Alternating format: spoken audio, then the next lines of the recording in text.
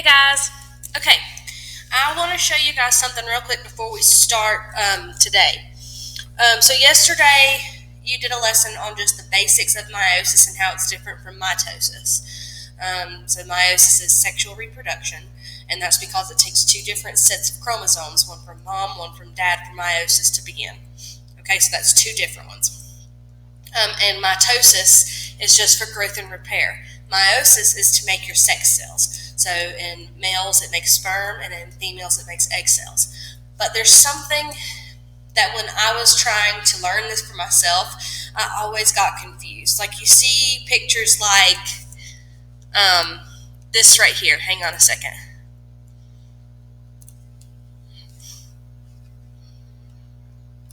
So you see pictures like this all the time, right? Interphase, prophase, metaphase, anaphase, telophase. Where in the world does this start, though? Interphase, we know that that's DNA replication, and we know that DNA is condensed into chromosomes. But where in the world did those chromosomes come from to even start? And okay, so if it's to make sex cells, then these down here are the sex cells that are made. Okay, and those would be your sex cells. So if you kind of think of it, if these are your sex cells, you get them from who made you. That's where you get the interphase beginning cell from. So in this right here, okay, so can you guys,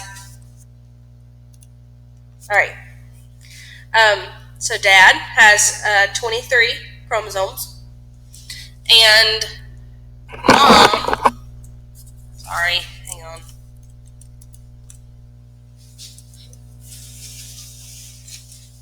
Okay, and mom also has 23 chromosomes, and if you think about it, those came from their sex cells, okay? So 23, that's half, so meiosis had to happen in them to give them their sex cells. So when those 23 combine, they're different. That's why it's sexual reproduction, different chromosomes. You get 46. So that's the beginning cell. That's like the embryo.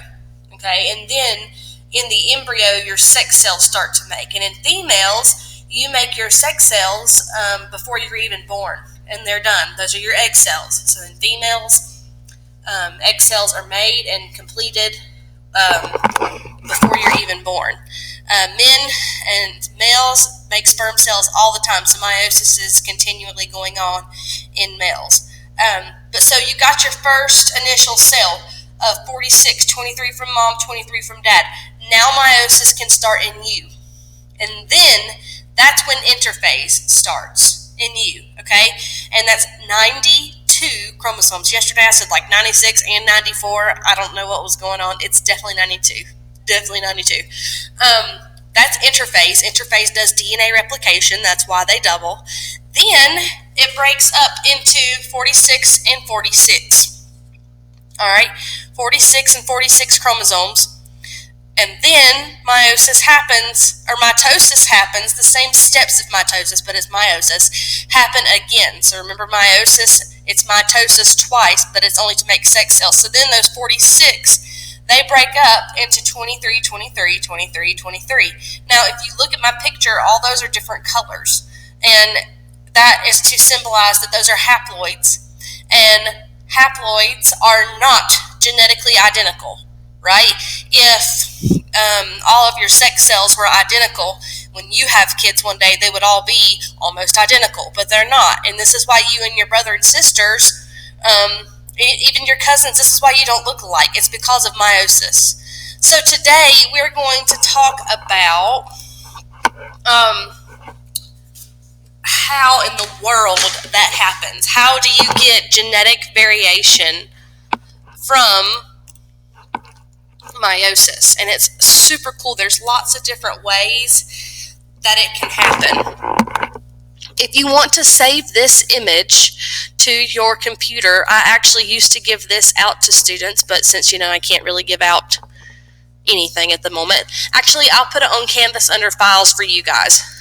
Okay? Let me write that down.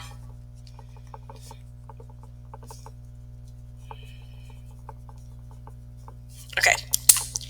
So, but this just kind of explains it. So up here, 92 chromosomes, and this is after mom and dad's gametes came together. This is the zygote. Okay, so then here is prophase 1. So this is your 92 breaking down to 46 and 46. And then if you look in here, these are even different colored chromosomes, but they're doubled. Like we talked about yesterday, they're doubled. So they have to break apart again to get 23, 23, 23, and 23. And in the picture that will be on canvas, you'll be able to see that all those are different colors. So genetic diversity. Diversity means differences. Okay, so genetic differences. And that is key to what we are about to go into with genetics. Meiosis is leading up to genetics. And if you remember, I'm just going to go into a little review here. Your DNA, your genes, code for proteins. Okay, and those proteins are your traits. Okay, they code for it through protein synthesis. That's the DNA to the RNA to the ribosome. All right. So let's get started. Okay. So here's the warm-up. It says define somatic cells. So somatic, those are your body cells. That's where mitosis occurs. Remember, a diploid is di means two, and those are the two cells that are produced after cytokinesis, and those are for growth and repair. A haploid is a gamete, which means that it is different. It is one of 4 cells produced by meiosis, and it has half, remember half sounds like hap, it has half of the original DNA in it. And a zygote is what you get, that's a embryo. Zygote and embryo are interchangeable words. Okay, so we're going to talk about mechanisms of genetic diversity today, and this gets kind of confusing, but I will try my hardest to make it make sense. So meiosis is important because it leads to greater genetic variation. Traits being inherited independently of one another allows organisms to be genetically different. So think about, you and your parents and your siblings that, you don't look exactly alike. The ones that look exactly alike are identical twins. That's because they came from the same gamete. So a gamete literally splits again, and it like duplicates itself. It's actually a mutation to be an identical twin, but it happens. That's the only time that meiosis doesn't work, I reckon. So this leads to genetic diversity. So you think about it, and just think about what I said a minute ago. Where does meiosis start? Well, it starts with the parent gametes. So the sex cells in you were given to you by your parents' gametes. So that's where it has to start. It all has to start somewhere. All right. Genetic diversity is important because groups with varying genetics have a greater chance to survive and flourish. So some individuals inherit traits that help them survive, like being resistant to a disease. Sickle cell anemia is actually going to come back into play here, and that's one of those inherited traits that can make you resistant to a disease. We'll talk about that when we get into genetics even more. Genetic diversity reduces the incidence of unfavorable traits. So when closely related organisms interbreed, genetic flaws become more common due to the lack of diversity. That is inbreeding. And I know you guys are probably snickering right now, but that's what happens. That's why you see any inbred organism, it'll have a flaw, because that flaw keeps getting passed down because it's the same generations that are reproducing. It's the same exact DNA that is making new gametes. Okay, so it's not good. This is another reason why like small animal populations are not good. You think, okay, well, there's a male and a female, they can repopulate. Well, they can have babies, but their babies can't have babies with the same babies, and so they really need more genetic diversity to reduce the incidence of those unfavorable traits. So like right now, I think they're doing some elk population things. So they're taking, we've got elk here in North Carolina now, just closer to the Great Smoky Mountain National Park. They're not able to be hunted yet, but what they did was they took elk from 2 different parts of the United States. I think it actually might be 3. I know 2 for sure. They took elk from 2 different parts and brought parts of those herds here. And so those herds were able to flourish because they had genetic diversity. They had 2 different, more than that. I mean, it was parts of herds, so it was different. I mean, it was even like in the herd that they brought over, those had genetic diversity. So in order for any species to be able to live and flourish, there has to be genetic diversity, okay, for survival.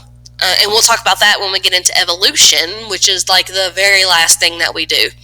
So some sources of genetic variation: random fertilization, and no, that is not Tinder, random assortment of chromosomes, crossing over of homologous chromosomes, mutations, we just talked about mutations, non-disjunction, and independent assortment.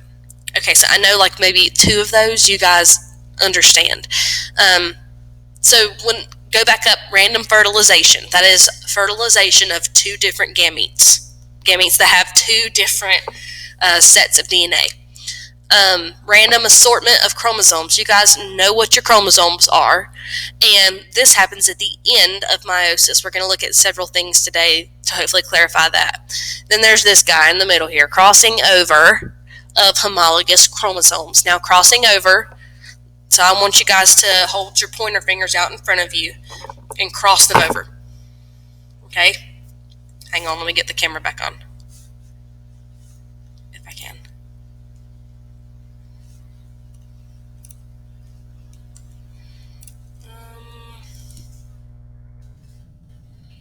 It won't let me. Okay, so take your fingers, hold them out in front of you, literally cross them over. So your fingers are acting like chromosomes in that moment. Cross them over, and when they cross over and land on each other, they exchange genetic variation. That's probably the coolest part of meiosis for me. I think it's awesome.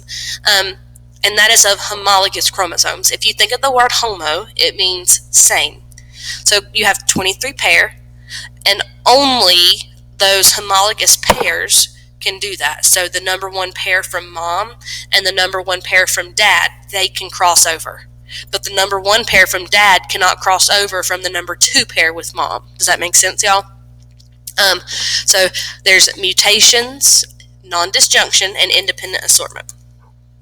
All right, so there's fertilization. Like I said, it is not what you're thinking of. So the process of random fertilization, okay, that gives us the greatest amount of variation. It gives us a nice random assortment of chromosomes to make that first cell to start out with meiosis. Okay, so you remember the image that I showed you. So the process of fertilization gives us, let me switch tabs. It gives us this cell right here after fertilization. So this has the 2 different sets of chromosomes in it that are already different, and then the process can start. Okay.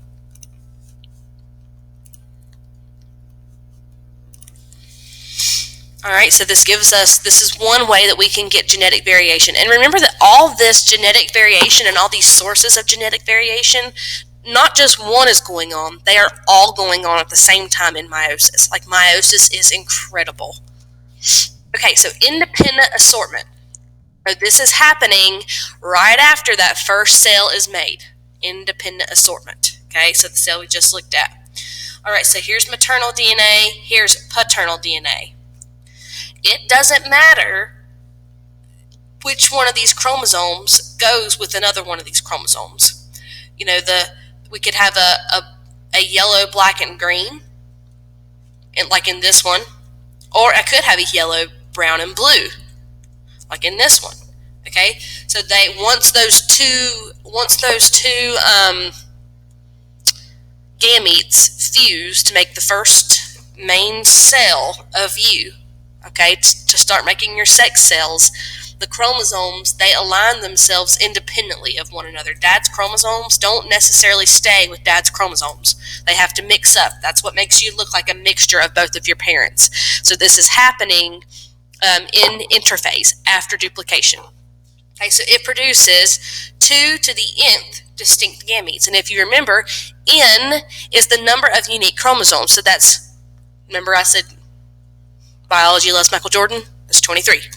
Okay, so in humans, 2 to the 23rd power, that's 8,388,608 chances for you to look different than your sibling right there in that one way to get genetic variation. And that happens at the beginning of meiosis.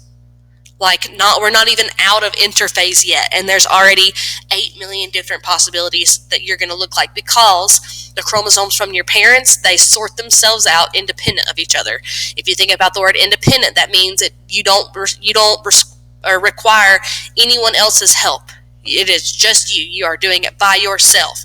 So they are assorting themselves by themselves. They don't need help from nobody else. They don't need help from that chromosomal pair from dad. They assort themselves independently. Okay, that's a lot of diversity by just this mechanism alone. And remember, I said that this is happening in, I'll go back to the picture, this is happening in just the first picture of meiosis. This is just interphase. That's all going on right here. They're aligning themselves up independently of one another. So there is 8 million possibilities for this cell to be different. And then we have to go through all of this. Sorry. Okay?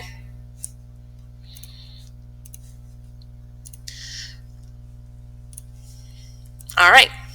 So a little bit more on independent assortment. The orientation of each homologous pair, remember homo means same, is random and is not affected by the orientation of any other homologous pair. So where chromosome 1 goes and splits off into, it doesn't make a difference for chromosome 2. Chromosome 2 also separates independently. This means an allele on one chromosome has an equal chance of being paired with or separated from any allele on another chromosome. Their inheritance is independent of one another. Okay, aren't we glad? So I think if we all looked like our siblings, that would make teachers' jobs extremely hard, and it wouldn't be exciting. So the law of independent assortment was made by Gregor Mendel. Okay, and so it's basically gamete plus gamete equals zygote. As you can see down here, you know that a gamete is either a sperm cell or an egg cell. So when those two form, they make a zygote. That zygote is where independent assortment happens. Remember, I said it's at the beginning of meiosis. Okay, he stated that when 2 or more characteristics are inherited, individual hereditary factors assort independently during gamete production, giving different traits an equal opportunity of occurring together. Okay. All right, so up here, this is independent assortment. This is just 2 chromosome pairs. We have 23 pairs. Okay, so they can separate out like this and then like this, or they can separate out like this and like this in the end. But like I said, there are 23 pairs. It's a lot of different variation there. Okay, now up here, this is independent assortment. This down here is the random segregation of chromosomes. So up here, the way to remember this is independent assortment of homologous chromosomes. So if it's homologous, that means it's the same to another pair. It has to be homologous. It has to be in a pair to be called homologous. Okay, so independent assortment of homologous chromosomes. Down here, this is random assortment of chromosomes, and so it doesn't say homologous, so they don't have to be in pairs. So, and I think that's the next one that we talk about. Oh, nope, it's in a minute. Okay. Oh my gosh, this is my favorite part of meiosis. All right, so sexual reproduction. Remember, this is what this is. This is 2 different organisms. Crossing over is another example of how this is sexual reproduction. Okay, look at the maternal and the paternal chromosomes there. Is that 2 different ones? Yes. So is that sexual reproduction? Yes. Now what happens here is even more exciting. So remember I said to hold your fingers out next to each other and then cross them over. Well, once you cross them over, I want you to pretend like part of your finger came off on the other finger. Okay, so you just exchanged germs, or you just exchanged some material to that other finger, and the other finger to the other finger. Okay, so what they do is they cross legs of their chromosomes, and they exchange material so that when they go back, okay, they have a little piece of each other. So not only are all 23 chromosomes doing this, but they are assorting independently of each other. Okay, so that's another 2 to the 23rd power. So that's another 8 million possibilities by crossing over. This is happening with the homologous chromosomes. This happens in prophase 1. If y'all remember the hand motion for prophase 1, I know you're going to do it right now. Okay, you got that X, right? Well, are your fingers touching each other? Yes, that is when crossing over is happening. Only during meiosis, though, not during mitosis. Okay, so this is happening during meiosis, so they are exchanging genetic information. Okay, this is so cool to me. So like all of your chromosomes have a little end on them from both your mom and your dad, every single one of them. And then your sex cells have half of that.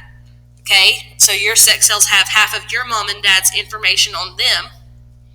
Okay, so do you see how that's just going to create even more genetic diversity? Okay, so here's crossing over again.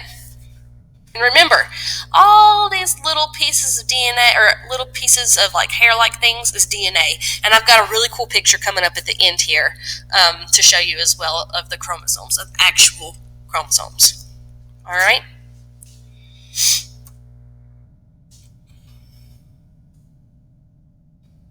All right, so I want you guys to watch this video.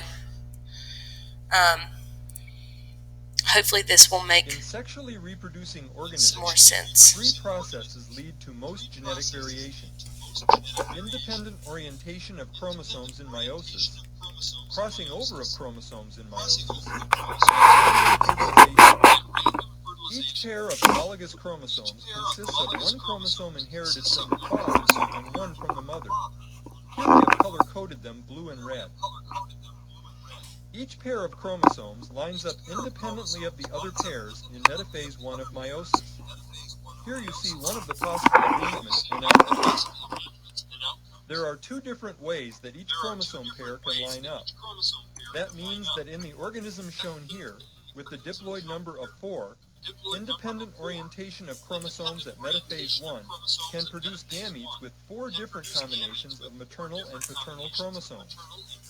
In a human being, with 46 chromosomes, more than 8 million combinations are possible. Now let's look at how crossing over creates even more genetic variability. During prophase 1 of meiosis, homologous chromosomes pair up very closely, and corresponding parts of 2 non-sister chromatids may trade places. This process of crossing over creates variation by producing chromosomes that combine the genes inherited from 2 parents. Here the process produced a total of 4 genetically different gametes. There are many ways crossing over can occur. In humans, crossover events happen an average of 2 or 3 times per chromosome pair, greatly increasing the variation among eggs and sperm. Note that crossing over produces some parental gametes with chromosomes like those of the parents, and some recombinant gametes with a mixture of genes from both sets of chromosomes. Independent orientation and crossing over occur simultaneously during meiosis, multiplying the number of genetic variations among gametes.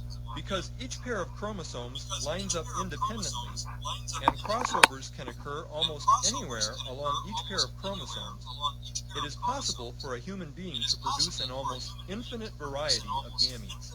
A sperm fertilizes an egg, producing a zygote. The random nature of fertilization adds to the variation arising from meiosis. Each parent is capable of producing a huge variety of genetically different gametes. The number of... And let me just note that this is the start of meiosis again. So meiosis produced this in you. And then when two gametes form like a zygote, meiosis begins again. So then these would be crossing over again and sorting out independently of one another. Possible combinations among their offspring is staggering. Theoretically, one human couple is capable of conceiving a number of genetically different offspring that is far greater than the number of humans who have ever lived. That is not permission to do that. I repeat, that is not permission.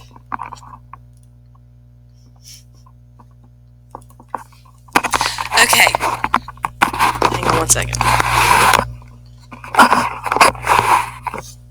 Okay, so non-disjunction is another form of genetic variation. Okay? Okay, the word junction means to come together, right?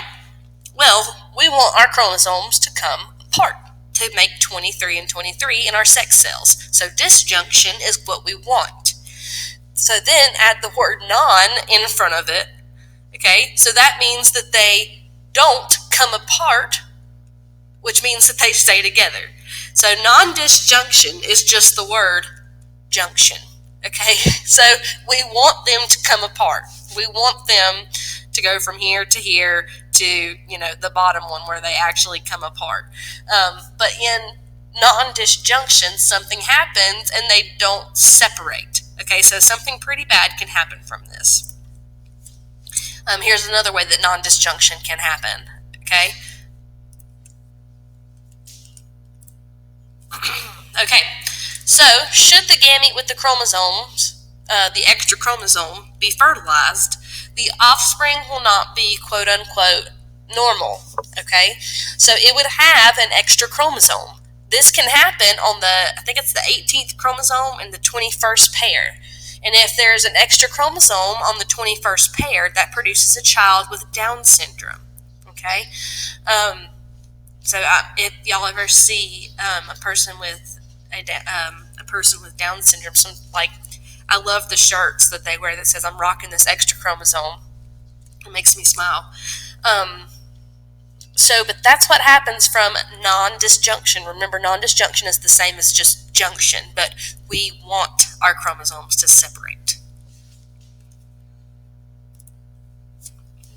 So here is a karyotype of someone with Down syndrome. I'm not going to move my cursor to the bottom because it will block the view.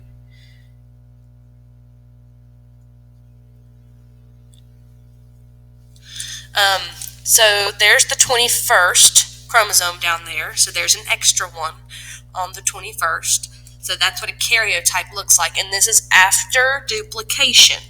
Okay, so really there's 6 chromosomes right there, not 3. All right, I don't want that to be confusing.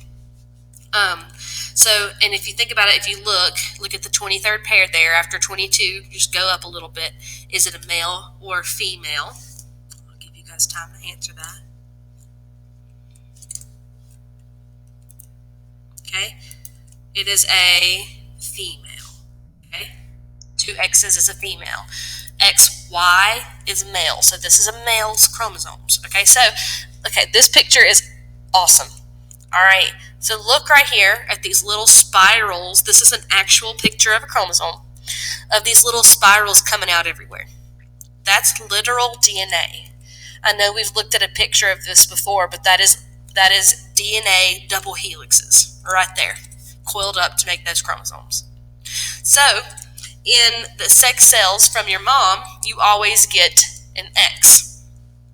In the sex cell from your dad's side, or from the male's side, either an X or a Y will be given.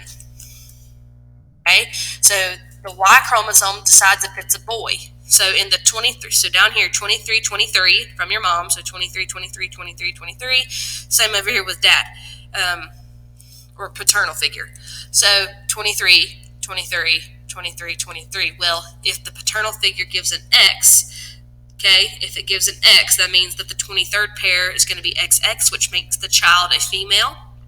If the 23rd pair gives a Y, then it gives an XY. The mom always gives an X. So the dad determines the sex of the child or of the offspring. Okay, and that's true for other organisms as well.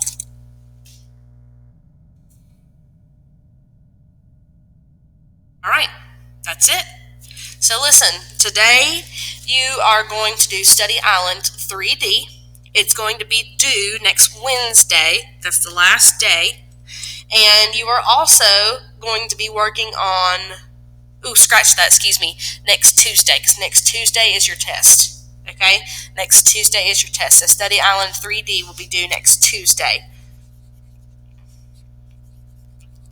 Okay, and the ed puzzle for meiosis will also be due next Tuesday. So there's an ed puzzle to do today, and it's due next Tuesday. This note packet, a picture of this note packet, you can turn it in any time, especially if you're done right now. Okay, there's an assignment for that. It's also due next Tuesday.